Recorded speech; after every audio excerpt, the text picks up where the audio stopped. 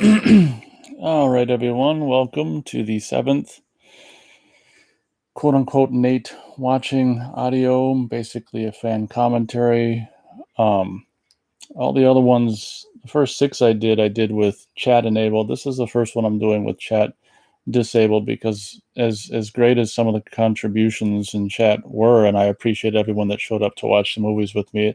At the same time, it's like distracting, and there were some things that I meant to say with Friday 6 that I didn't I was looking at chat and I got distracted and this and that and stuff like that. So I feel and then I feel bad not reading everyone's comments. So my when I started doing these initially, my plan for these Nate watching recordings for fan commentaries for these films was initially to have it with chat disabled. So after doing six of them with chat enabled, I think I've decided. Well, I know I've decided to do them, or at least, yeah. I mean, I think more or less, pretty much just going forward with chat disabled, just so I can concentrate on the movie that I'm talking about, and people can, they can join in to listen live, or most people listen after the fact, I'm sure. But anyway, one of the things I forgot to mention with Jason Lives, the sixth Friday the 13th film, is that there's many firsts. Before we start the seventh movie, I'll just, talk about what I forgot to mention with Friday 6, is there's many things about that movie, if you listen to my audio of watching that film, that were firsts for firsts for the first time since the original movie, like actually having a part of the movie where there's campers, and also just taking place at the quote unquote location of Camp Crystal Lake, although it was renamed Camp Forest Green in the film. One of the other things, one of the huge things that I forgot to mention because I was looking at chat, was that the sixth film is the first time since the first film that the events in that film actually took place on Friday the 13th. Ironically, the first film, of course, the night takes place, or the day slash night takes place on Friday the 13th, and there was no mention of the date Friday the 13th in the second, third, fourth, or fifth movies. So that was one huge omission that I forgot to mention in regards to the sixth film. Is just like, well, I've already said it. I think the first and basically six films are the only films in the franchise that actually are take place on Friday the 13th. So that's something that I forgot to mention for part 6. So since we're no longer waiting for people to show up in chat, we're just going to press play on our Scream Factory Blu-ray of Friday the 13th, part 7, The New Blood. As always with these recordings, I ask that you're encouraged to play the movie on your end and watch the movie along with my audio. Maybe you know the movie well enough, like I do, where you don't really even have to play the movie. Maybe you're just driving around, or doing whatever, listening to this on your car stereo. You can listen to the audio in any way you see fit, but I'm just letting people know that come across this in the future that the reason there's no picture is because, obviously, for copyright reasons, I'm not going to bother with picture, and I'm not going to bother with the sound of the actual film for obvious copyright reasons. YouTube's just gotten so ridiculous with that in the past few years. So why don't we press play on our Blu-ray here, and I'll every now and then I'll do lines or sounds, or whatever, to get you guys in sync, or keep you in sync if you decide to watch the movie along with me after the fact here. So for the very first time in the franchise, the digital Paramount logo, which I think was first introduced in 1987 for the 75th anniversary of Paramount Pictures, if I'm not incorrect, or if memory serves. Paramount Pictures presents a Friday 4 Incorporated production of a John Carl Buechler film. So for me, this film, the seventh film in the franchise, is where the franchise more or less ends for me as a fan. Every time I watch the franchise, this is as far as I get, and then I'll just start over again at 1, like I've been doing this summer.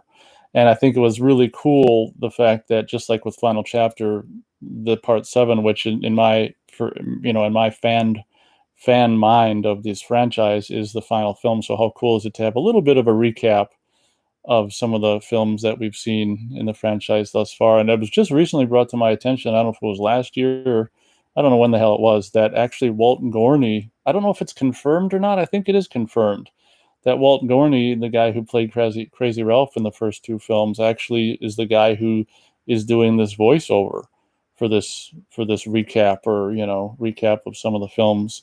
So that's how cool is that to have, like, especially if one considers this their the final film in the franchise, which I do, to kind of bookend the franchise in that way, where it's like we've got Walt Gorney coming back once again to contribute to the franchise. Now, of course, we get into the basically just recapping the sixth film, the film that took place before this one, with some of the highlights there. It's more even more powerful now. And I will say, this guy who dies with the dart in his head, the sound design is much better in the sixth film versus in this one. It's just kind of boring, just like a in this one. Jason, come on get me. It's me you want, remember? So if you listen to my, commentary, I guess we might as well just call it commentary for the sixth film, you'll already know that this one, the seventh film, was the most recent one on home video when I got into the franchise. So this is the first one my dad and I saw. This is the first Friday film I ever saw. And as I said in my review of the seventh film, and I also talked about it in my commentary of the sixth film, um, I can remember seeing the TV spots for Jason 7 or Friday 7 on TV back in, must have been the spring of '88, and talking with my dad saying, yeah, that looks kind of cool. Maybe we should see it. But at that tender age of 11 at that time, I was still a little too pussy to actually go see a horror movie or a Friday 13th film. And I regret that to this day, that we didn't just go for it and see it, because what a memory that would be, seeing the seventh film in the theater. But alas, the first Friday film I would see in the theater would be part 8, which I can talk about when I do my commentary of part 8.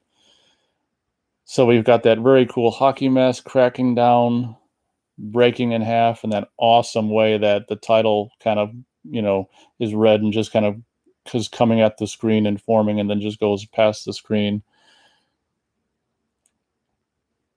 And actually, again, for the last time in the franchise, or at least the '80s franchise, we've got the classic Friday the 13th white on black credits that just randomly appear. This will be the last time. I don't know. I think that pretty much the last time in the franchise, even if you're talking about New Line movies, that they do the credits like this. There's so many things about Seven that, even with some of the stuff they do, like the recap and the way they do the opening credits, so many things about Seven that kind of mark the end of the era. Not only, I mean, obviously this is the end of the era for the franchise for me, but it's also the end of the era in a lot of ways, even with, Harry Manfredini's music being in it. Of course, Harry Manfredini would return to do Jason Goes to Hell and Jason X, but I mean, not in any kind of, I mean, I think his contributions to those movies are, all synthesized and no longer the classic Harry Manfredini. So as much as I love what he does in the '80s Friday the 13th films, by the time you get to the '90s, and with 9 and 10 in the franchise, it's just like, I'm glad it's Harry Manfredini, but if it's all synthesized, it's almost like, who cares? So here we go. This is really goofy now. We have no idea the timeline here. Jason looks like he's wearing a Michael Myers outfit there. It looks like a one piece, but I don't think it is a one piece. The thing I hate about I love this movie, but the thing I dislike about that shot of Jason is, it's just like, it looks like a brand new shirt, gloves, and pants, and it looks like his whole wardrobe is brand new in that shot. And as a kid, I always thought he was wearing like a one piece Michael Myers jumpsuit thing, but I think he is wearing, a shirt and pants. It's just like the exact same color. So here we've got the young Tina. Obviously, the viewer at this point, doesn't know that this is a flashback per se. But we've got the young Tina, dad's abusing mom on Friday the 13th. I guess I have to kind of eat my words. I guess this scene takes place on Friday the 13th. So I guess I have to, this one flashback scene, if you will, for some reason they just, I don't know, production design, or for some reason they just thought they'd have that little Friday the 13th. Was it Friday the 13th or was it just 13th? I don't know. I didn't look at it close enough. I think it's Friday the 13th that this little opening scene takes place on. So I gotta eat my words and swallow them, I guess. Chew my words and swallow them. But here we have the young Tina is demonstrating her ability. I don't know if this is the first time in Tina's life that she's done something like this, and when she gets really emotional, as we'll learn later on. And this is really impressive, a setup for this horror movie in the 80s. But young Tina with her telekinetic ability here is basically destroying the dock that abusive dad is standing on, and basically kills dad, and really not knowing what she's doing. And at the very end of this flashback scene, we see young Tina cry out, "Daddy!" And then we've got a car horn waking up older Tina here, Lar Park Lincoln, who I'm pretty sure I said in my review of the film that I did several years ago that when I was 12 and 13 and stuff and watching this movie a lot, I didn't think Lar Park Lincoln was attractive at all. But I mean, obviously, since I've gotten older, she's definitely a cutie face. But it's just so crazy to me that, looking at her now, that I could have ever not considered her cute. But that's just, what happens, I guess, as you move throughout life. What you think is cute at one point or not cute might change. But one thing I don't want to forget to mention about this film, which is so, so so goofy, is that they just erase basically some of the events, but obviously not all of the events of the previous film, with the whole Camp Forest Green thing. What's so funny about this movie is, we have no mention of Camp Forest Green, or anything like that. And and so basically the sixth film is Camp Crystal Lake, basically renamed Camp Forest Green. In the seventh film, it's just Camp Crystal Lake, and it's like two houses on it, and there's no sign whatsoever of a camp having been there. It's just the movie doesn't give a shit. The movie's out to make some money, and the movie doesn't care about these details of, like, well, I thought Camp Crystal Lake, Crystal Lake, was a campsite on one side and counselor training center on the other. What's going on here? But as I said, the movie doesn't care. It's just out to make a buck and kill some naked chicks and rake in the dough, I guess. But the other thing that's funny about this movie in regards to, no Camp Forest Green or no actual campsite at all, is what takes it even further into ridiculousness, is that you've got not only this present day, but it also goes back to, when she was a child, which could have, I don't know how many years before this happens that would have taken place, maybe 10 years or something like that. So are we to assume that this takes place like in the mid 90s then? Because I mean, there wasn't even any Camp Forest Green when this happened, when she was a kid. So once again, I'm just going on and on about this detail that, the movie doesn't care at all about certain details of part six. But one thing it does carry over, obviously, is that Jason is chained to the bottom of the lake. So basically, at this point of the movie, we've got Dr. Cruz here and his full VHS video camera there. I had one of those as a teenager. That's, that video camera there is, as a teenager, what I was the thing I wanted most in life. From the first time me and my dad would rent them, like every on my birthday, I think in 88,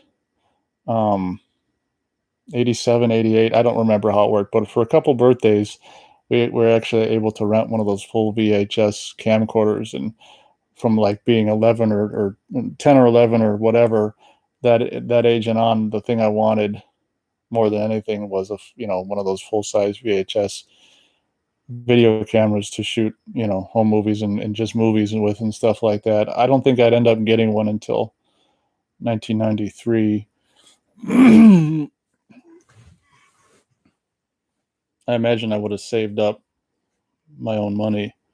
But here we've got basically the scenario that's going on here is obviously this site, this I don't know, I guess it's a lake house for this family, Tina Shepard and her mom, obviously going back to this place with this Dr. Cruz, a psychiatrist or psychologist, whatever the hell he is, to basically work on her. She's got emotional problems, PTSD, because of what happened.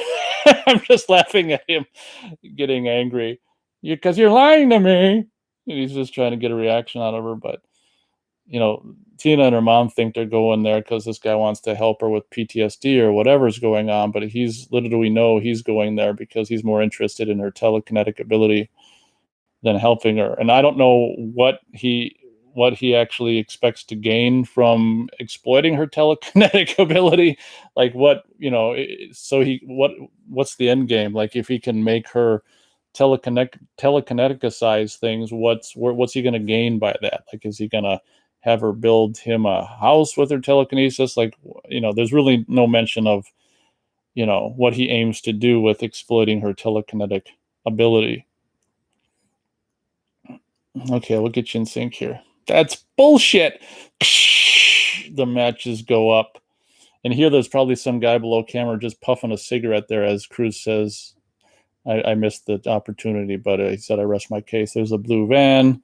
Cutting inside, we see a very bony back of this guy and the beautiful, sensual Heidi Kozak, or whatever the hell her name is.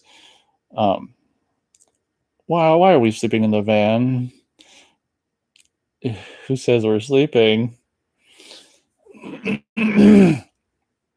So that's what's going on with Tina, her mom, and Dr. Cruz. That's why they're there. And obviously, as we can see here with Tina's expression looking at the photo of Dad, her intention never was to terminate Dad. It was just a mistake with her newly found at the time telekinetic abilities. And here's the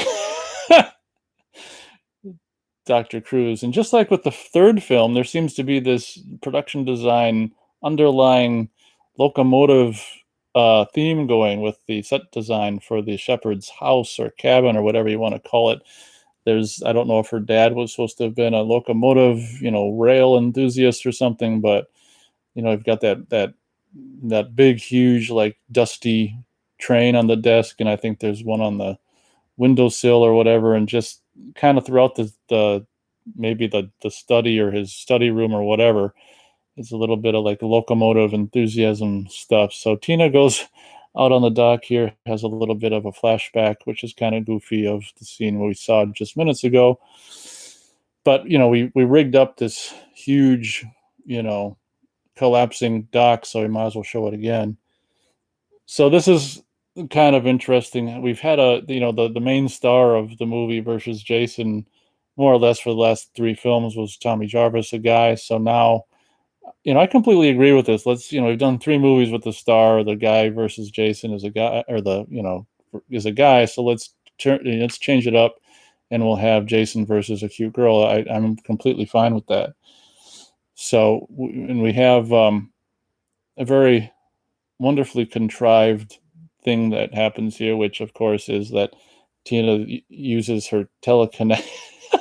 I swear this plot is just like so many movies. It's like it's just thought up by a grade school kid, but whatever. We love Friday 7, but having killed Dad in the same lake where Jason resides, she's trying to bring back Dad, but brings back the wrong corpse, which is when you say it out loud as an adult, it's just really hilarious. And me and my dad were always like, lift off, right there with the shot of the boot, like a rocket lift off, the boot going up there. And these shots of the very first time Kane Hodder portrayed the character coming out of the water basically starts horror movie history here with, I would say, arguably possibly the most famous Jason Voorhees look of all time. I think this Part 7 look.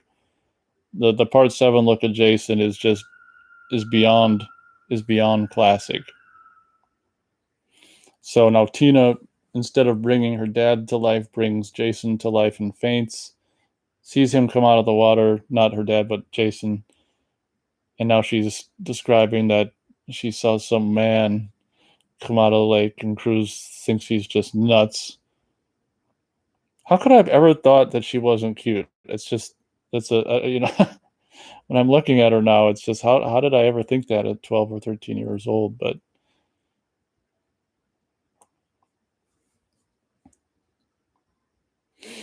so I've been watching these movies a lot on repeat, 1 through 7 this year.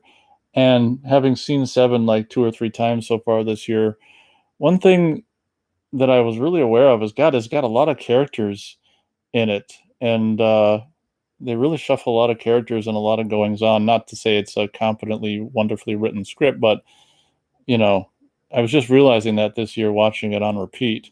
And another thing this movie does that some of the other films do as well, but I think maybe this one does it to more of an extent, was we got our 2 characters here that we just introduced basically to kill more or less. Is, of course, this character here played by William Butler is, um, the whole reason he's the birthday boy, and the whole reason the rest of the kids are at the other house next to the shepherd's place. But for most for so basically these 2 characters here are more or less a introduce them and kill them situation, and that happens another time with another guy and girl in this movie. I'm trying to remember how many just introducing people and kill 'ems there are in this. I thought not just before, but that's quite a bit though. 2 couples are introduced and killed in this film, just so we can get some kills in there before we start hacking away the main players. Yeah, seeing Lar Park there, I don't know how I ever thought she wasn't cute, but whatever. Now, it's also funny to note that the hairdo mom has, Mrs. Shepherd there, it's just she's exactly the same pretty much as the hairdo that one chick has on Evil Dead 2. It's just, I guess, the late 80s hairdo. I don't really like it at all. And Dr. Cruz here is, I hate to send her back to the hospital. I don't want any interruptions, it's just like he just wants her to be his telekinetic guinea pig. And once again, like I mentioned on the 6th film commentary, once again, it's night and we see characters' breaths. For some reason, the only time of year they film these at is the freezing time of year. But once again, look at that. Beyond classic Jason. And if you guys have been watching my channel, some of you might already know that I recently acquired a very, very, very cool, Friday 7 hockey mask from eBay just this summer, which is very exciting for this Friday 13th fan. And it's I showcased it on the channel if you wanted to check it out, but some of you might have already seen it. And just as a huge Friday fan, it's a long time coming, and I'm glad to have what may as well be a screen used hockey mask from this film, Friday 7. And of course, in true slasher fashion, you've got the guy walking away to take a piss, which is something, my friends and I would have an excuse when we do movies, home movies and horror movies and stuff. We do the same thing. Gotta go take a piss. And it's kind of interesting how they even had a female. If I can just briefly branch off to the 9th film, it's interesting how they had a female go take a piss in the 9th film. Usually that's reserved. That plot point is reserved for guys in horror movies.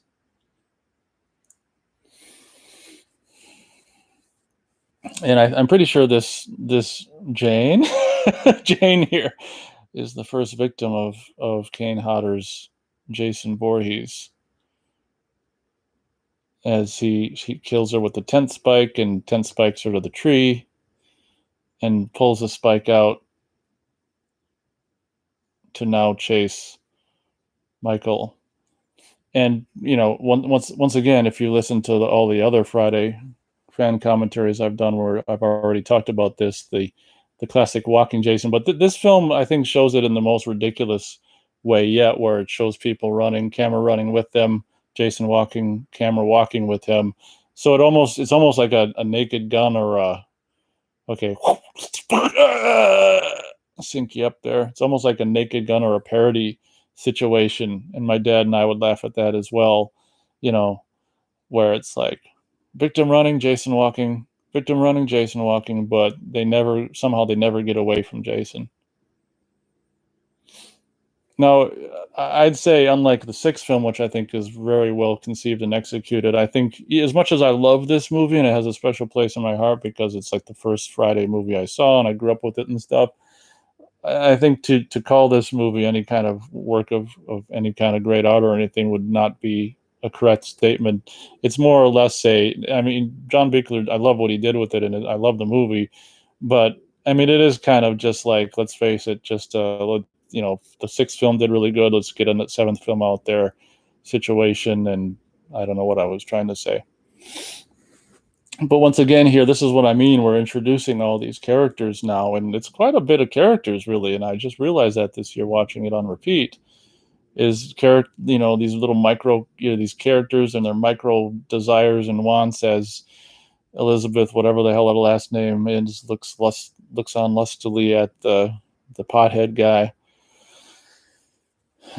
So very much, another thing I love about this movie is I love Friday the 13th Final Chapter, and this movie in a lot of ways mirrors that film with the two houses. We've got just the family house of the Shepherds, and then next door, not far away, is this house, which I guess is this guy's uncle's house, where all these kids got together to throw, Michael, played by whatever the hell his name is, I said it earlier, William Butler, a surprise birthday party. And it's so ironic that he never shows up. But there's a lot of characters going on, and as we introduce Melissa here officially, and as I said, little micro, I don't know, goings on, or they all want their individual thing. Elizabeth, whatever the hell her last name is, there wants the drug addict, and Melissa wants all these names. Fuck. The Melissa wants, what the hell's what's his name? The Superman guy. Okay, so Tina's not only telekinetic, but she can like see the past, apparently, because she just had a vision of Michael dying by Jason's hands. I think his name is Nick, now that I see Melissa grab onto him. So as you can see what I'm talking about, all these characters have their micro interests and agendas and stuff. I always thought this was just weird. I don't understand. So are we to assume that Jason put that tent spike there? This is a detail that never made any sense to me. Did Jason put it there? Did Dr. Cruz put it there? We know Dr. Cruz probably took it off, but I just don't understand. Feel free to leave a comment if you're listening to this, and very few people leave comments on these. I don't understand, but maybe it's just so long that I don't know, whatever. If you want to leave a comment, to what you think about the tent spike's initial appearance in this movie, spiked into the porch of the house here, feel free to let me know what you think, why that's there.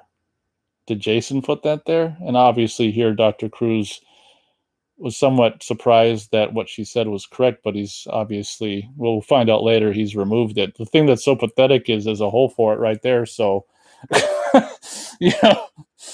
don't see why it would be so difficult for people to understand or believe what she's saying. I've mentioned in reviews, of reviews that were late 80s, early 90s reviews, that I just love, particularly like with Paramount movies. I don't know, I just love the film stock of the late 80s, early 90s, and Friday the 13th Part 7 is just really showcases just, I don't know, how beautiful the film stock was at that time, or at least in my opinion. I don't know if it's just because it's, how movies looked at that time when I was a kid or whatever, but the movies really shine, and this one in particular, of course, on Blu-ray now. And I'm just so glad that Scream Factory put out that set last year. Here we got the second couple to introduce and kill. And I must admit, this woman is like a horrible, in my opinion, just her acting is just horrible. And they must have just gone with her because They couldn't find anyone else. I have no idea. But her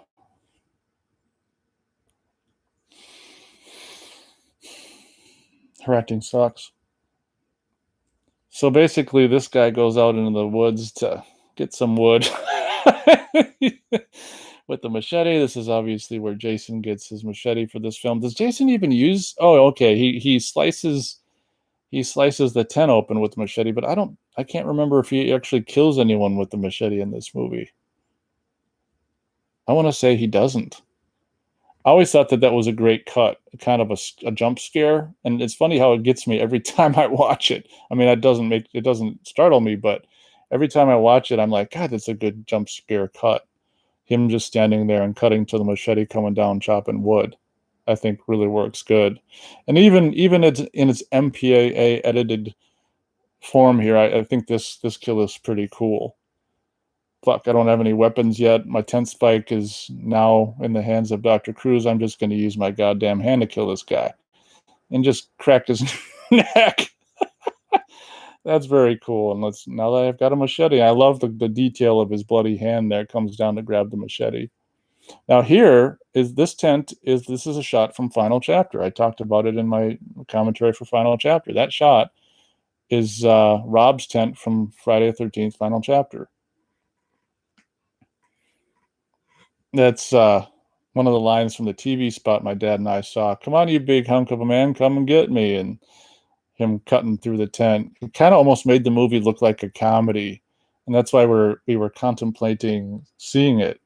Her acting, I can't hear it, but I can hear it in my head. Her acting is so horrible. Of course, this would go on to be one of the most classic, and I think Kane Hodder's favorite kill of all the movies, him playing Jason. Of course, if you look at the uncut footage, there's just he whacks this girl against a tree multiple times, but I kind of think the way it is in the final film actually is more effective with just simply one hard whack. Once again here with the nerd writer guy, we've got a lot of characters and a lot of micro whatevers, micro agendas and this or that. So this couple here, the darker couple, um they must have not have shown up until this morning because we haven't seen those two characters yet, I don't think, which is kind of weird. Why would they show up? Because I think the party was supposed to have been the night before. But anyway, it's the first time we see these characters. Once again, a couple characters with their own little micro plot here. She's mad at him because he stood her up to go be with one of his guy buddies or whatever, and Melissa wants Nick, and Elizabeth Catan, or however the hell you say her last name, wants Stoner guy, and Tina and Nick are getting kind of close here. So for just a horror movie, the seventh in the part seven of a horror franchise, and all the movie shortcomings, it is kind of interesting how they do manage to have a lot of characters, and it definitely keeps you interested, or at least keeps me interested as a viewer. It like never gets boring, this movie, in my opinion. It's just like, and here we've got Melissa Vision. She's all dressed up in her get up and crawling around out in the dirt. And very much with like part six, I'm not too keen on the woods environments in New Blood either. I want to say this one was filmed in Tennessee. Six was filmed in Georgia. I don't know if I'm correct about this one being filmed in Tennessee, but not crazy about the woods in this movie either. But I just love the lushful woods and stuff of like the first couple movies being in the East Coast, and they do a pretty good job with Final Chapter as well, and five and stuff. But once you get to six and seven, I'm not crazy about the woods and the trees, but that's okay. It's the 80s, so he's got a jean jacket. I've actually never liked jean jackets, especially if you're wearing jeans. I just think it's like if you're wearing jeans and then you put on a jean jacket, it's just like that's too much jean for me, in my opinion. But I will admit I had a jean jacket in late 80s, early 90s.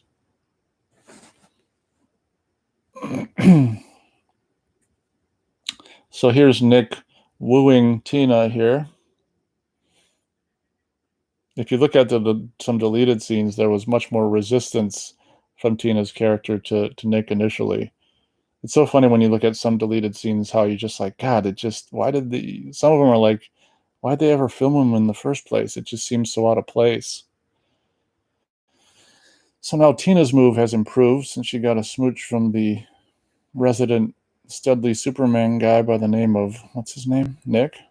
And to ruin her day, we have the appearance of Dr. Cruz.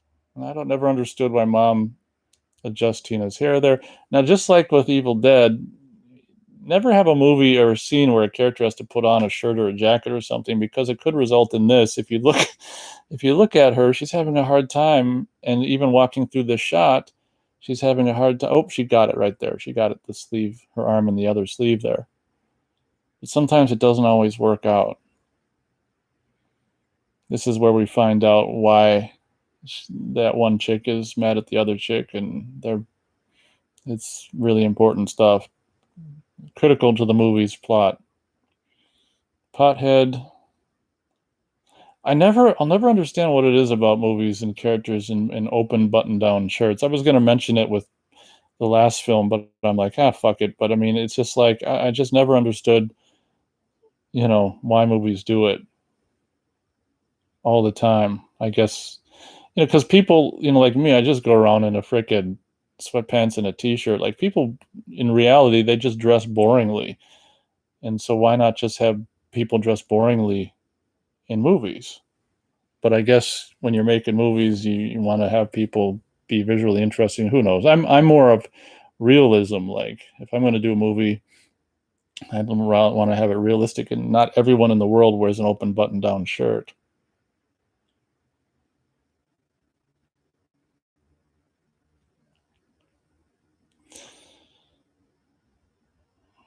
Now we have a little strife between these two girlfriends here, Maddie and Rob.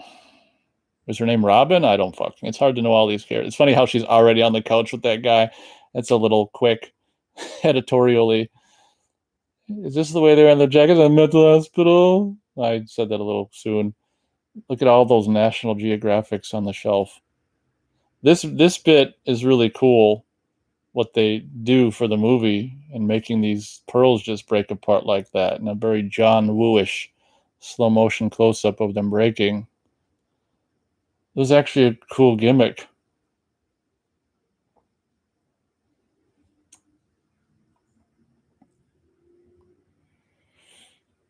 So Melissa wants Nick, and Tina's getting all friendly with Nick, so I guess Melissa is being a bitch to Tina. That was a day that came and went. I don't know how many days and nights there are in this movie, like three days and 3 nights, and that might not even be including the opening scene. Here's Dr. Cruz just tormenting her. I've got her where I want her. Maybe she'll do some telekinesis. The more angry I get her here, he's going to regret it soon. No, you're not listening to me. I think Lar Park does a great job here, just being just high anxiety here. Now Dr. Cruz is pushing her. Look at, he stands up. He's serious. Here we go. Telekinesis. Is that what you want? Look at her eyes. Oh God, this TV doesn't work anyway. see what I mean? There was a train painting on the wall. So that must have been Dad's study or something like that. He decked it all out with train paraphernalia.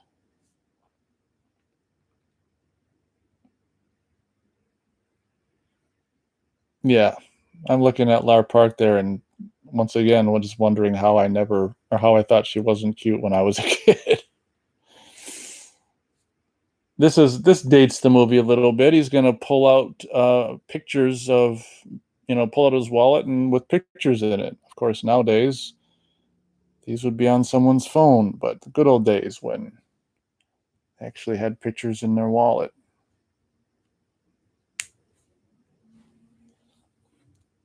I love how, I don't know if it was in the script, but the way Lara Park says, what does he look like? Like she says in the past tense as if he's dead, but then she corrects herself. I don't know if that was in the script or if she did it or what, but that was just a genius little subtle thing. She's talking in the context of him being dead, and then she corrects it for his sake. What does he look like?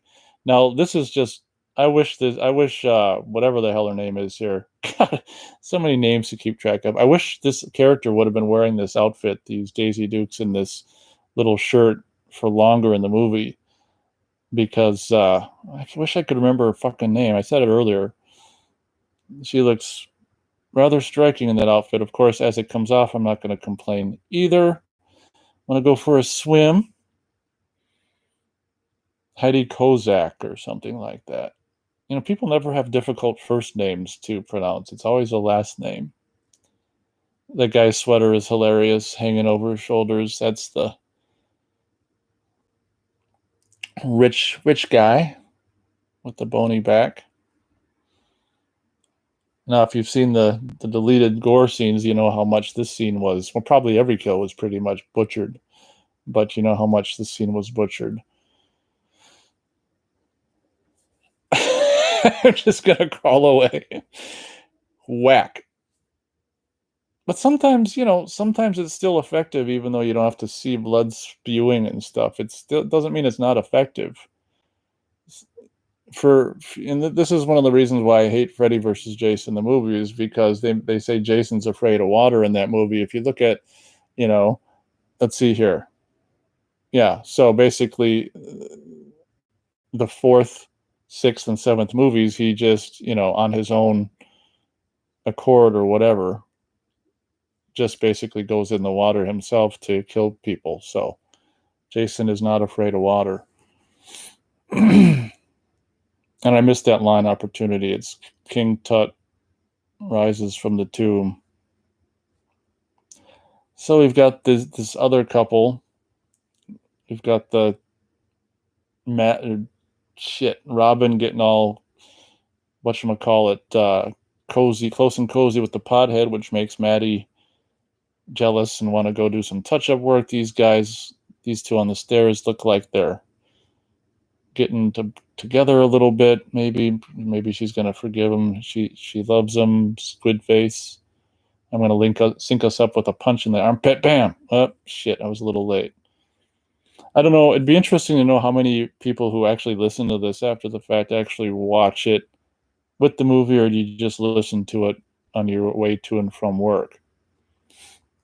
So here we've got Maddie gonna do his little touch-up work, get the makeup. I feel so bad for young girls and just being brainwashed by media and quote unquote culture, thinking that they have to put on all that stuff.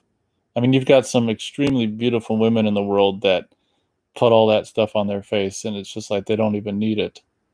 I'm not personally a fan of makeup on women. It's crazy. Besides, all's fair in love and war. Lisa, I don't even like you.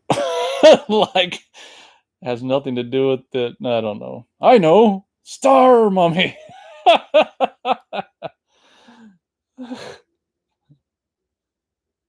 Look at that. She's got no butt. I think that actress might be dead now, so I apologize for pointing out her no butt.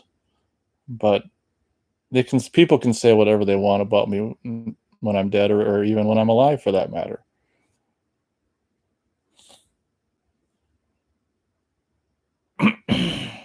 Kane Hodder lurking about as Jason. And we don't know what the hell Dr. Cruz is looking at right there, but this is where it's revealed that the little charlatan is in fact aware of the spike, and he was the one who in fact removed it. And like I say, who the hell put it there in the first place? I'd love to know in the comments what you think. Now here, this is what I'm talking about. There's so many like characters and doing their own little things. Now Melissa, for a first-time viewer, we don't know what's going on right here. But what would end up happening here is, Melissa wants Nick. Nick is not interested in him. So she's like, well, maybe if Nick catches me with this guy, it'll make Nick jealous and make him like me, which is you can actually see like a adolescent girl thinking that way, that they can really think some fucked up stuff. Now we've got Mama Shepard here just going into the room. I think it's her former husband's study with all the train stuff. It's kind of, I guess Dr. Cruz has kind of adopted it as his study. We've got great continuity there with that train painting on the back wall, which is no longer on the wall. So I got to give him it for continuity. Once again, we have no idea what's on these papers. And Dr. Cruz is just going for a walk in the middle of the woods. Later on, towards the end of the movie, the lighting in the woods would just get ridiculously just too bright, in my opinion. It's not so bad now. Dr. Cruz finds Michael, aka whatever his name is. Okay, now here's the other tent spike. So it's not this is the one that killed Michael and Michael's girlfriend. So I don't understand why the other tent spike was shoved in the house. Did Jason do it? We'll never know. What do you think? And then we've got lightning that flashes. It never ends up raining in this movie, but the lightning halfway through the movie has started flashing, and it'll just be flashing every now and then throughout the course of the movie. And William Butler does a good job of being dead in a tree. And I think I mentioned in my review of this film from years ago that it's just so funny how Jason just puts him in a tree.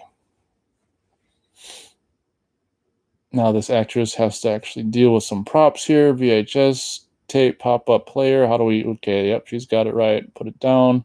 I love the little audio that you hear here. Like, if I keep Tina's stress levels high, I'm sure I can, produce huge psychokinetic reactions.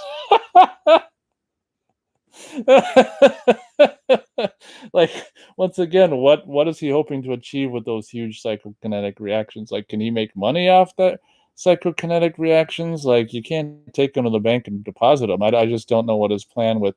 I love his posture here when he's found out and he's back to her. Oh shit, I'm found out. What bullshit can I spew here to have you been hiding this all this time? I can't expect you to understand this highly complex that is integral to your daughter's treatment or whatever. Look at her hairdo. I hate that hairdo. It's also, the hairdo of many women in the movie Fargo, of course, because that movie takes place in the late 80s as well. I just hate that hairdo. Treatment? You bastard. You brought her here so you could watch her perform.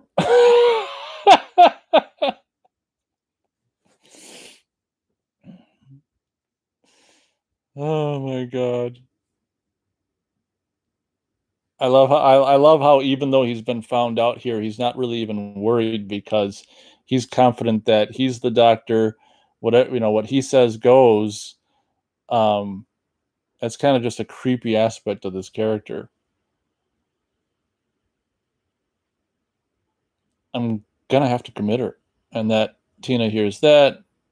She's gonna grab the keys on this handy hook and head on. We don't even know where she's heading. I guess back home. I guess. I tell you, like I say, there's not one moment in this movie for me that's boring. And I guess I didn't really talk about. I can just, even though I don't hear anything now, I can hear the Fred Mullins quote unquote music here. I didn't really talk about that. I talked about it in the sixth film commentary, but I haven't. Okay, look at this little vision of the future here, Mom. um, so I didn't really talk about it in this one. Harry Manfredini for the 80s and the franchise is gone, and the glory year. I mean, he'll return to the franchise, but it's the New Line films, the 90s. It doesn't really even count, in my opinion. The Harry Manfredini glory years, unfortunately, at this point, are behind us. So we've got the music guy who I guess did the music for the TV series, possibly Friday 13th TV series, Fred Mullen, doing the music for this movie, but it's not completely Fred Mullen. Fred Mullen also incorporates cues that Harry Manfredini did from the very first film all the way up until the sixth film. and he'll use those. He'll combine those, combined with his music. It's just crazy what he does. It's so the music in this movie is kind of funny because it's part Fred Mullen and part Harry Manfredini, just different cues combined, and it's just insane. So now we have Maddie, who knows how many hours later, who has just done a little touch up work.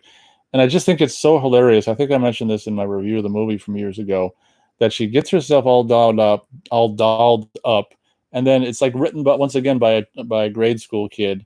Let's see here, what can she do when she gets all dolled up? Well, we'll have her go outside at night in the woods to look for David, because of course that's where he's going to be. And it's just absolutely hilarious that the character would get all dolled up and then go look for the stoner guy outside in the woods at night.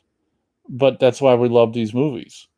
And this is the part of the movie where the nighttime lights, nighttime exterior wood stuff starts to. And what is that moss hanging? Is that stuff that's really there? Did the production put that there? That moss stuff looking like hanging from the trees?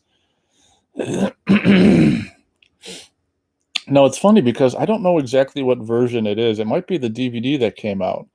But, obviously when she loses her earring here, she looks for it on the ground and finds it and says, "Thank God." But I think in the DVD, it's like for some reason God is that part of that line is cut out. So it's like thank, and it's like that's it. But when the Blu-ray came out, the whole line was restored. Thank God. It's like, what was did an atheist was do the DVD or what? Because on the DVD, I think it was like thank, and that was it. And with the Blu-ray back, once again, it's thank God. And I love how, in true Friday the 13th form or fashion, the body just falls right in front of her feet. And it's just so cool how that super slow mo of him going through the frame there. John Woo directs Friday the 13th Part 7. And if you do look at the deleted scenes of this, I think initially this character of Maddie did end up going out to the work shed. I think she found, her friend Robin and the stoner guy in the shed. And then they were like making out or smoking pot or something, and then they left and left Maddie in the shed, and Jason came in and killed her. I think that's originally how it went. It'd be interesting to know. I don't think there's like I don't think there's any extra footage of her death. I don't remember. It'd be this is obviously one of the most lame kills in the movie, where you don't just see anything, where you don't see anything at all. It'd be interesting to know if the lame aspect of this kill is always the way it was intended to be lame. She grabs her shoes right there, and then she grabs her shoes right there.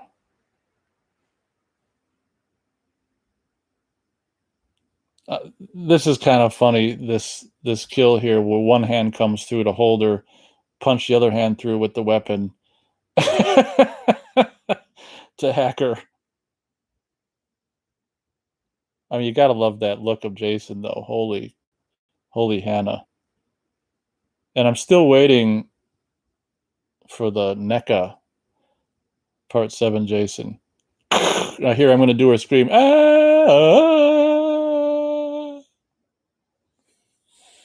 And once again, the lightning on the shed there. I love this line too. I just saw my mom. I gotta go find her.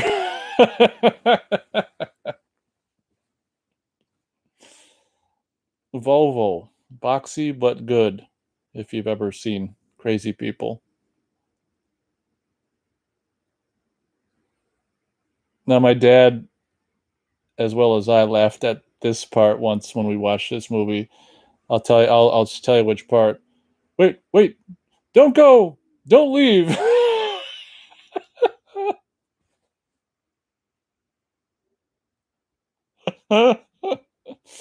Okay, so this guy, Mr. Sci-Fi Writer, actually thinks he's got a chance with her. She's like, I hope Nick comes in and finds me. These two are going at it in bed. I think that shot of Jason looking at the house there was the actual final chapter house, because they actually end up going to the house from Friday 13th final chapter to film the scene for this movie. And I think it's possible, I'm not 100% sure, but that house that Jason was looking in the windows in at may have been that house. So everyone's pretty much getting together and getting it on in this movie, and it's funny how many people, oh God, how many people have sex in this movie? We've got two different couples use this van, and we've got the other. So we've got three different couples that we see basically more or less having sex in this movie, which is fun. I can tell you right now that watching this as a discovering this movie as a 12-year-old and watching it as a 12-year-old, I very much looked forward to getting older, because that meant, I guess, doing what guys and girls did in this movie, because this is just a portrayal of reality, isn't it? Now, if memory serves, this girl in the van here at this time was actually married to I hesitate to say black, well, but I'll just say black guy from Slumber Party Massacre 3, if I'm understanding correctly. There's an interview with him, I think, on the you know Scream Factory release of Slumber Party Massacre 3, and him saying his girlfriend was in Friday 13th Part 7. So I guess I'm just assuming it's the black woman. And of course, any fan of this movie knows that this guy's kill was horribly butchered and was just unbelievably, amazingly funny. We're basically, and I'm sure you can see it on YouTube, where basically Jason just crushes his head like a sponge, and blood just pours out of it.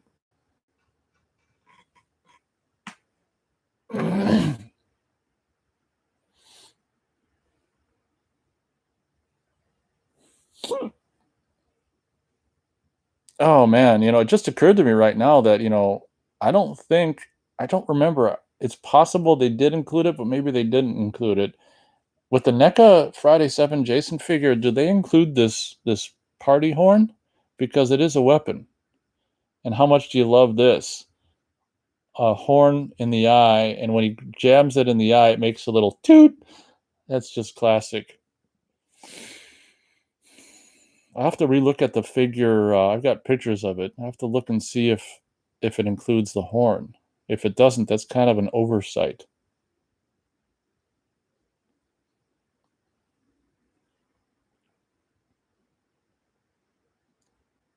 Find you with me? Why'd you lie? You know, make them jealous. Rejection. Okay, I can take it. I've been rejected by some of the finest science fiction magazines in the continental United States. And I love that line too, because it's such a nerdy thing to say.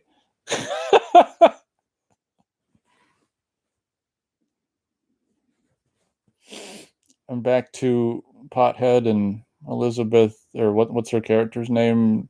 Shit, Robin. I appreciated this scene when I was 12. I still do.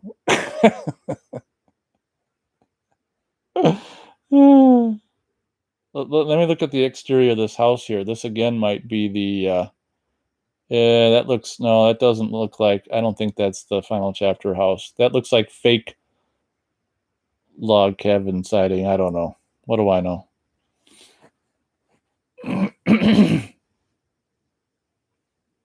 Come here. You can just tell how awkward that is, you know, for those two, just like pretending this and just waiting for the word cut. Maybe not the guy so much. But here we go. William Butler once again in the tree doing a fabulous job. Lightning strikes of a storm that never arrives.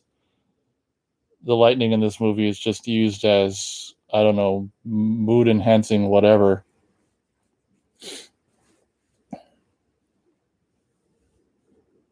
Almost in a, B movie way, they just use lightning for effect and rain never even shows up. Jason's in the house. I'm hungry. How romantic. God, I'm really stoned. The Neanderthal man, hunter-gatherer, seeks nourishment. I will admit that Elizabeth looks quite yummy right here, and I always thought this was funny how they have her sit up to have the sheet fall down and just pick the sheet up again. Oh my God.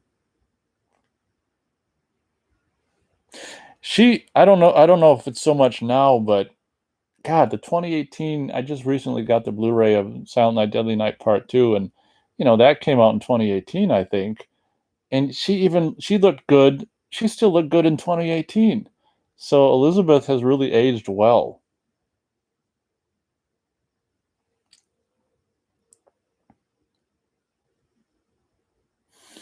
So pothead guy has sex, he's hungry, he's gonna go to the fridge. It's really cool here how they do kind of a Michael Myers thing almost, where Jason's in the corner. We do some lightning to, and I wonder how many people watching this saw him. I always thought this was funny. What the fuck?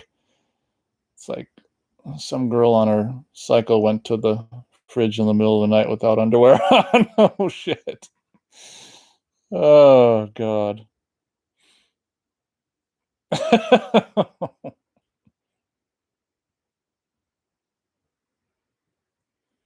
Camera operator here. Jason point of view. Jason is taking Michael's weapon there.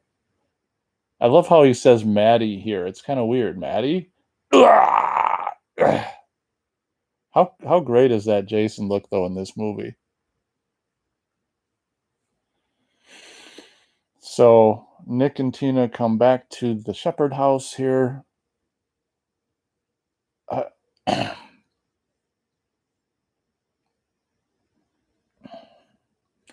Tina's realizing now that Cruz knew. Clink. He hid the spike to make Tina look nuts, to have an excuse to whatever, do whatever he wanted with her. Dad has a gun here in a drawer.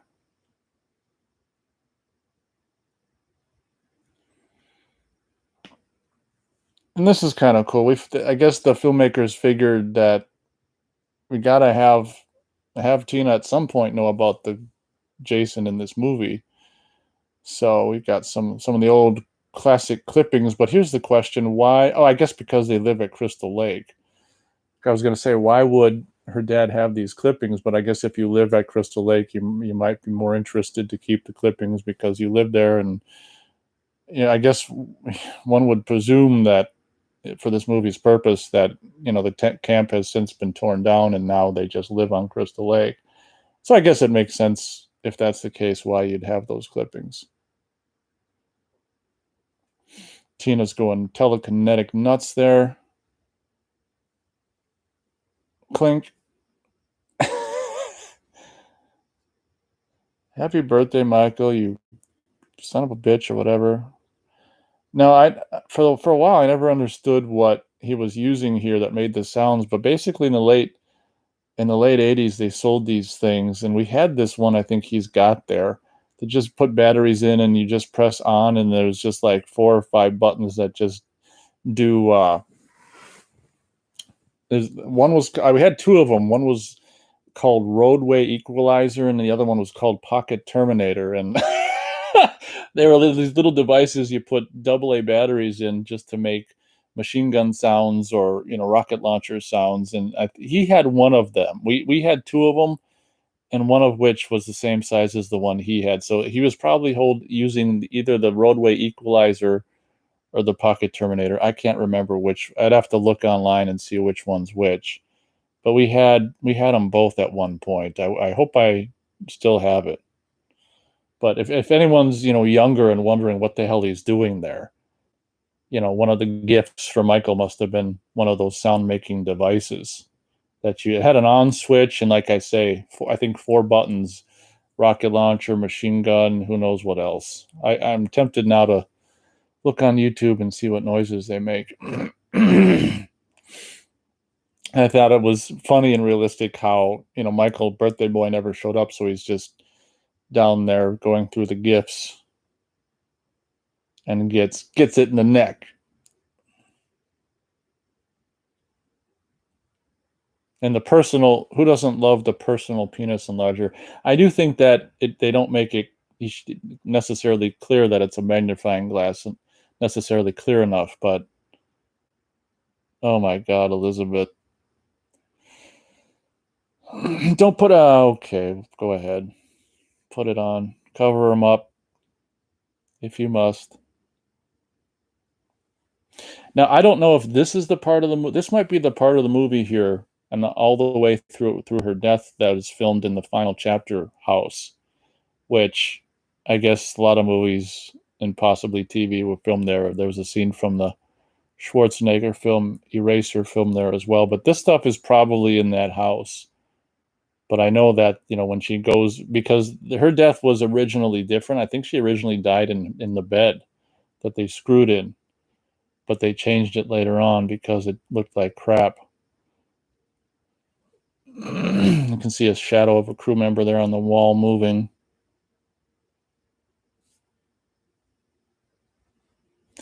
So, being a huge fan of Harry Manfredini's contribution to the franchise, I'm not going to say that I don't appreciate what Fred Molan does in this film. Obviously, because it's the first Friday the 13th film I've ever saw, I'm going to be I'm a little more forgiving about the Fred Molan stuff because, I mean, after all, that's the first way I saw a Friday the 13th movie.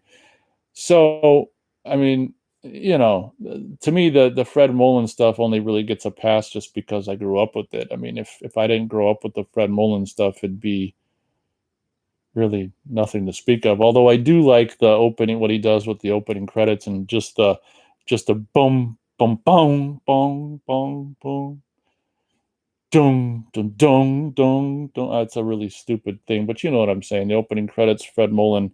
Do, do, do, do, do, do.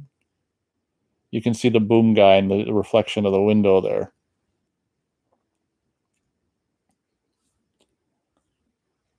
So this is something that if you're doing a horror movie, you got to have happen. I think it only happened in two of the films, um, part two and part seven, where you got a cat, scaring us, jumping through the window in part two and jumping out of the closet in part seven. Meow. I would imagine someone already did it, but if someone hasn't done it, someone really needs to go through horror movies and just do a collage, a compilation of cats jump scaring characters in horror movies, because it's a funny cliche. The ones I can think of off the bat are Friday 13th 2, 7, Slumber Party Massacre, the original Halloween 2. I'm sure there's just, New Year's Evil. I'm sure there's just, you know, enough to make a feature length video of just cat scaring characters in horror movies, jumping out of closets, jumping through windows, out of trash cans. It's funny because it's trash cans and Halloween 2 and New Year's Evil and closets and this movie and Slumber Party show the fake head only just enough to see that it's a head, but not enough to show that it looks like shit. So how cool is this? Jason killing someone in the same house that they filmed Final Chapter in. And I try not to look at her legs as she's coming out of the window because it's not a her, it's a guy. So that kind of ruins it for me. But I'd rather know the truth so I'm not checking out his legs. I don't know if it's the guy who jumped through the window who landed it on the ground or if they got a stunt woman to land on the ground. It's hard to say.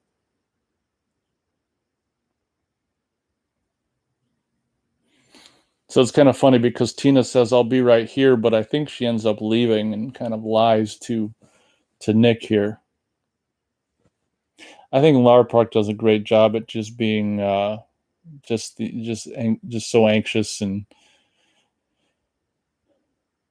nervous or whatever the hell. There's a better word I think to describe it.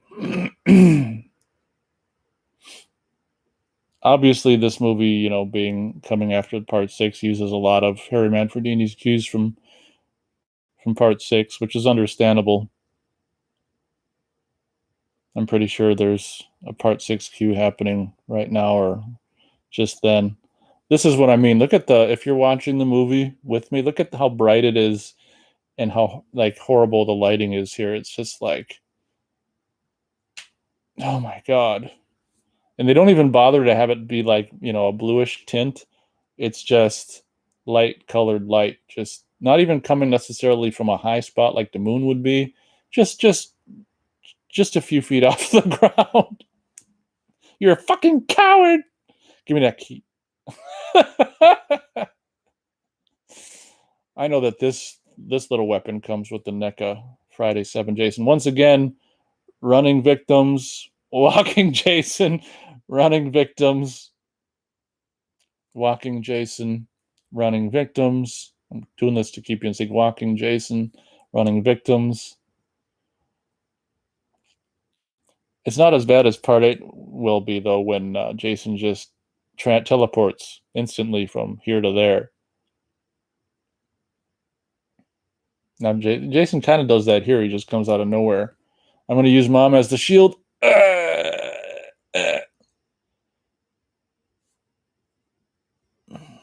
I love how the line here from Nick is Maddie, Melissa, anybody. Like, Melissa's the last name. Like, Melissa, I don't care who the hell, anybody. Like, the one he would hope to, the last one he'd hope to encounter.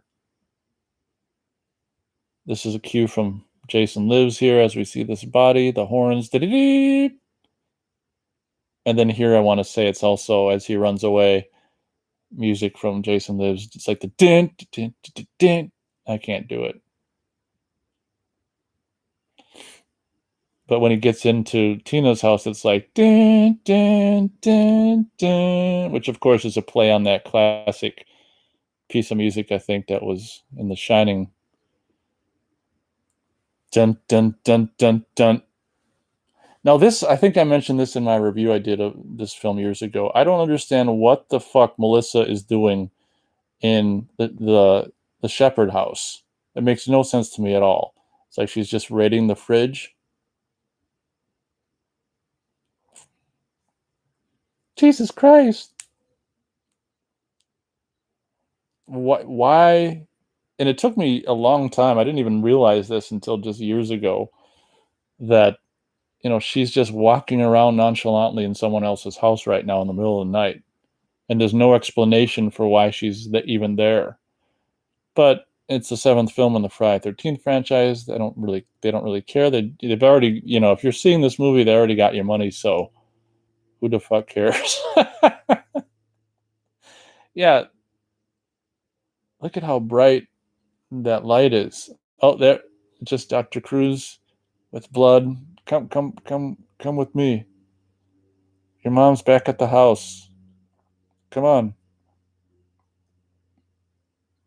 It's so funny how some of the movies take, I don't know how you describe it, take influence from the other movies, because this movie, we introduce this, I don't know, middle-aged asshole male character. And then the next film, part 8, does the same thing where it's got, this one's got the female, main character and the asshole older male character. And the same thing happens with the 8th film. The main character is a female with a troubled past, tragedy in her past, and you've got the older male asshole character. And I don't know which one's a more asshole, Dr. Cruz or whatever the hell the guy's name is, the uncle in Jason Takes Manhattan. But I'd say they're kind of equal, I guess. Now here is something that I was disappointed in when I saw it. When we heard him like pulling the string, we initially just hear him pulling the string. Me and my dad were, I can't speak for my dad, but I was excited as a 12-year-old. I thought he was gonna, Jason was gonna have a chainsaw. But alas, it's not a chainsaw. It's this weed trimmer thing, extended weed trimmer. And it's still kind of it's an interesting situation because this is the only motorized weapon Jason really, or gas powered weapon, I think Jason would ever really use. So it's interesting that it took 7 films. Well, I guess 6 films. Jason really wasn't the killer in the first film, but to use a gas powered yard tool implement. And I will admit, it's kind of a bummer that the breath is coming out of Jason's, mask because, I mean, he's dead. But, I mean, to ask Kane to, like, hold his breath all the time probably wouldn't have been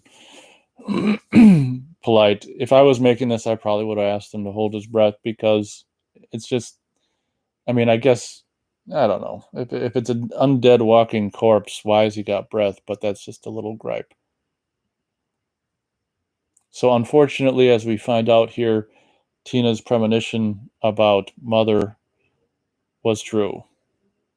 Not necessarily killed in the middle of the road on her tippy toes, but killed by Jason from behind nonetheless. Look at how horrible the lighting is here. Oh my God. And it even looks like an interior set because there's no wind.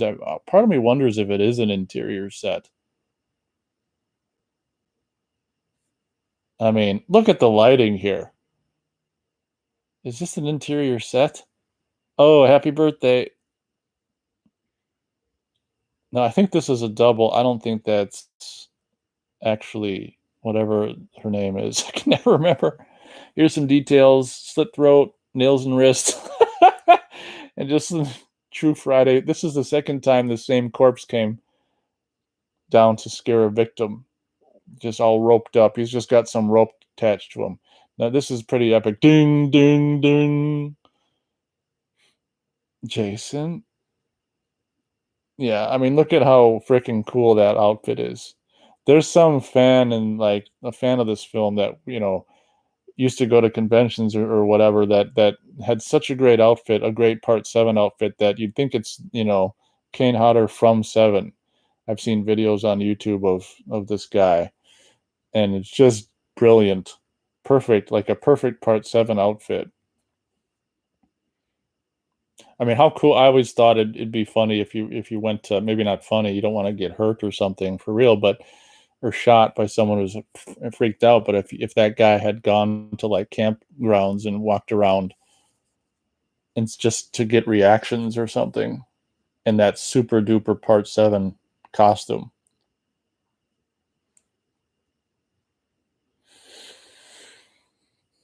So I was blabbing through the shock treatment of Jason.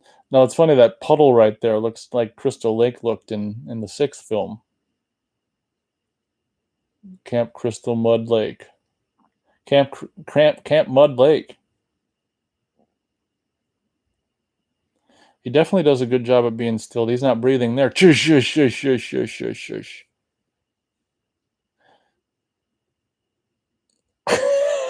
His pants are kind of sagging there, like how some of the kids have their pants sagging. I always thought the detail of the kneecaps was brilliant, and that shot kind of really shows them off. And even how when he walks, like I can't explain it. So instead of going through a door like he has in 4, 5, and 6, now we're going to change it up a bit, and he's going to come crashing through the window. How epic is those shots of him jumping through the window? Once again, we still have the flashing lightning with a storm that never arrives. I can just hear the Fred Mullen music in my head. Dun, dun, dun, dun, dun, dun, dun, dun, dun, dun, dun. There's an eye there. The first time we really see an eye in this movie, I think. Kind of creepy. I love what the editor does with these doors here. Cut, cut, cut, cut. How cool is that?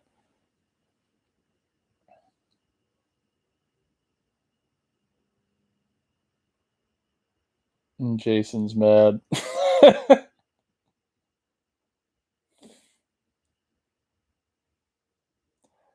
Couch anyone? Ooh. Now, I don't know why this guy's head's in the pot, but how funny is this bit? We're going to telekineticize this pot with the head in it and headbutt Jason. Clunk! I mean, again, it's like some grade school kid wrote that. Now, I always figured that the Jason that gets crushed by this roof here was just a dummy, but apparently the roof actually can't comes down on Kane Hodder, which is stupid to do. But he says how much that just put his face in the ground, and one can understand why. I never would have imagined that they would have dropped that on a person. I mean, I could have just broken his back. My mom. He got my mom. I killed him. Jason's dead. Oh, okay, okay. Shush, shush, shush, shush. Look at Melissa. Oh, damn, I want him. Hand comes through shingle. You are nuts. Shut up, Melissa. I don't believe you. You people give me the creeps. Hey, where you going? I'm going back to bed. You want to come? That shot of Jason taking the axe off the stump would have been a great trailer shot. I don't remember if it's in the trailer or not. Fuck you. Nah, fuck you both. I'm not talking to you. I'm just doing the dialogue. Okay, here's the classic shot from the NES box for the game.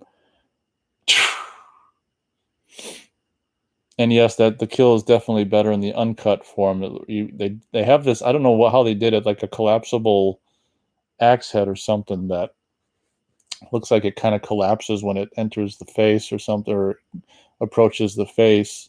But I mean, you still get the idea with this R cut, obviously. I'm just so glad with like when I don't think I even mentioned. God damn it! I don't think I mentioned this when I did the commentary for six. But one of the differences between all the Friday films between up until that point is all the films 1 through 5 up until that point basically just showed hands killing people, and then the reveal at the end, and then the chase stuff was with the revealed killer at the end. The thing that was different about six, and a trend that continued, was six was for the first time we just see Jason from the get-go. We don't do any of this just seeing hands and feet doing shit. It's just like we just see full on Jason from the get-go.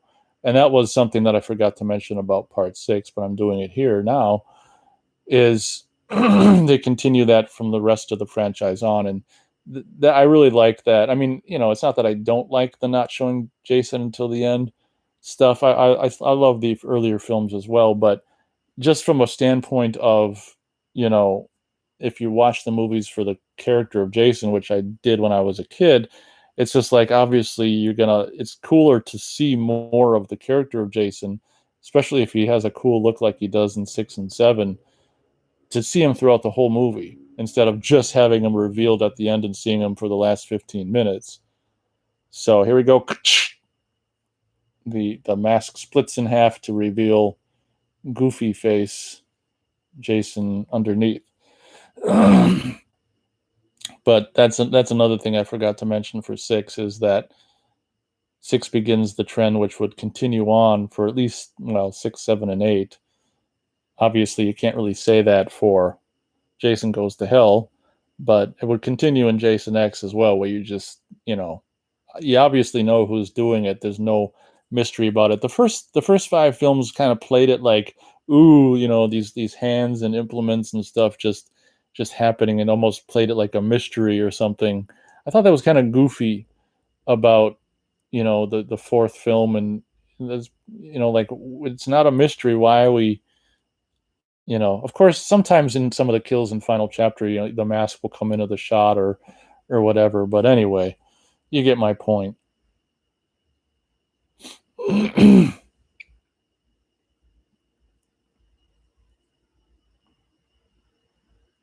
I always thought it was funny how he rips off this cord here. Like, I don't want that on me, but the chain can be on me because it looks cool. Telekinesis, nails, shing. Now, I've always bugged me how when he grabs the nail here, it's like a double grab, because I don't think he knew necessarily that I was holding it at first, because he probably couldn't feel it. And that always bugs me, the double grab. I would have just liked a single grab. God, I'm picky. Telekinetic gasoline. Finally, she can lose her freaking her open button down shirt, because it's splattered with gas. I guess she does look a little more boring without it on. come to think of it. I always wonder if that's supposed to symbolize something greater, because that happens often in movies. Maybe not even necessarily horror movies only, but movies in general, where they'll be wearing a shirt or something, or an outer layer or something, and it'll get damaged and they'll have to take it off. Like, is that supposed to signify something deeper? Because it happens a lot. Like, even in this movie, like, why have her take off the button down? Why not just have her wear it for the rest of the movie? I mentioned this in my review that I did years ago of this film, that I generally don't like burn stunts in movies, because I don't know, mostly because you can tell that the person who's doing the stunt is all padded. If you look at the end of the original Halloween 2 and stuff, it's just he's wearing like space boots, and it's just ridiculous. And it's ridiculous how at the end of Halloween 2 he's doing the burn, and they actually have him have the scalpel in his fire gloved hand. It's just ridiculous.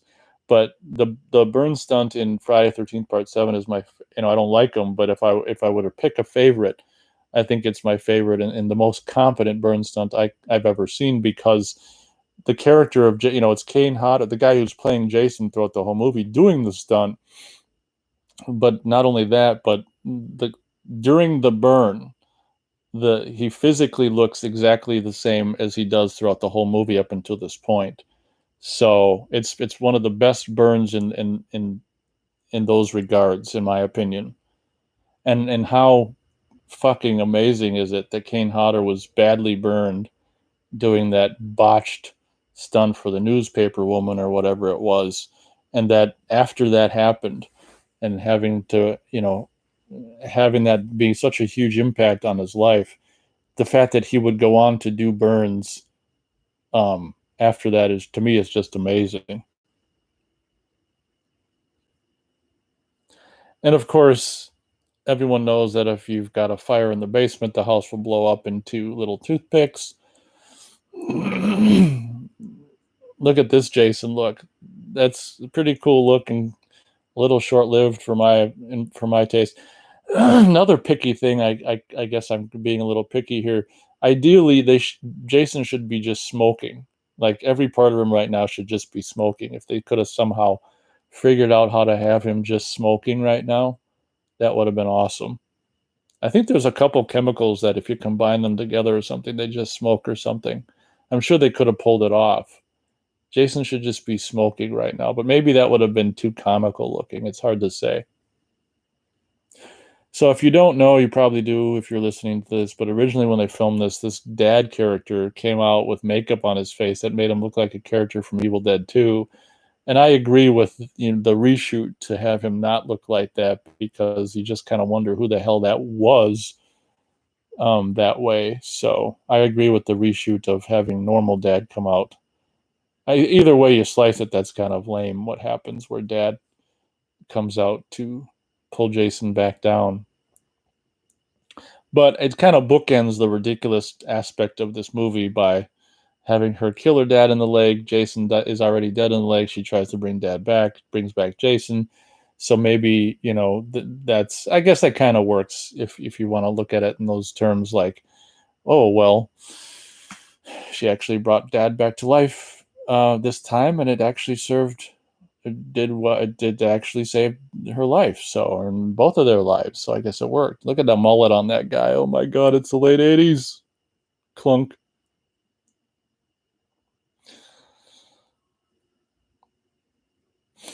But as the ambulance pulls away in most likely real rain, it's probably actual rain, which is kind of fitting, because the last half of this movie was nothing, not nothing but was all lightning flashes. So it took all night for the rain to actually arrive in the morning. But as the ambulance pulls away, for me, being a huge Friday the 13th fan, it's my favorite franchise. For me, that is the end of the franchise, basically.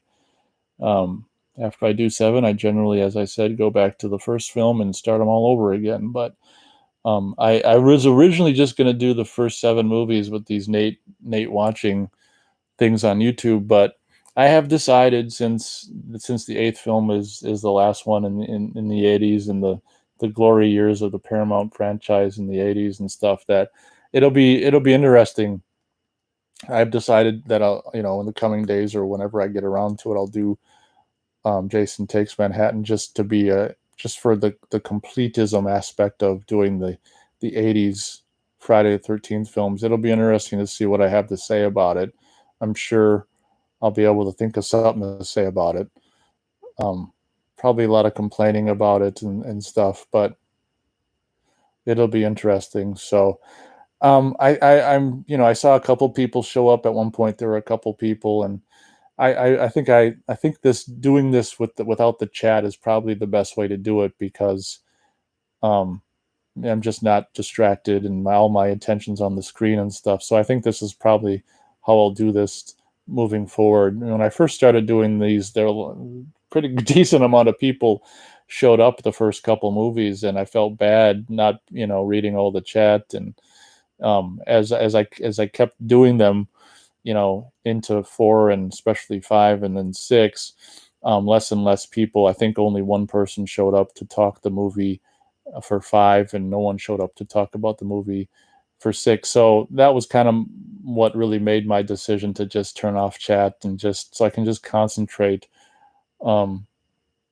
on the movie and basically because people showed up when I first started doing them because it was all new and stuff. But I think people, as is understandable, I think as I kept doing them, the interest was waned or whatever. But I think it's just best for me to do these with all my intention on the screen. But yeah, did I say? I think I said the wrong state. I think I said Tennessee. This is special thanks to the state of Alabama. So this was filmed in Alabama. Those southern states, I tell you, they're all the same after all. Recorded in ultra stereo. So the events and characters in this film are fictitious. That basically ends Friday the 13th, Part 7, The New Blood, what I consider the last film in the franchise. But um, I hope to come back to do commentary for the eighth film, hopefully within the next week here, possibly Monday night. I don't want to make any promises, but it just occurred to me that if I want to get these done, and then I plan to do the first three sleepaway camps. If I want to get these done, and I kind of, in an anal way, I kind of want to do these before it gets too late into the fall. It occurred to me I better start really doing these if I want to get these done in August. So my plan is, we'll see if I'm able to achieve it, but to pretty much to do Friday 8 and then the first three sleepaway camps in August. If the sleepaway camps go into September, I guess that's okay because the third film takes place in the fall anyway. So we'll just do what I can do and with the time that allows, and I guess that pretty much does it. Thanks for listening to this Nate watching video, and these are kind of fun. Let me know. I don't get a lot of feedback in the comments of these, so feel free to let me know if you guys like these, how many of you guys watch the uh, the movie along with it, or if you just pretty much know the movie enough to just listen to the audio without watching it. These kind of things. Don't be shy to leave comments on these Nate watching videos because I always, I see views, but I don't really get any feedback on these. So it's just if you'd like to leave feedback, please feel free to do so. Thanks for listening, and we'll catch you on the next one.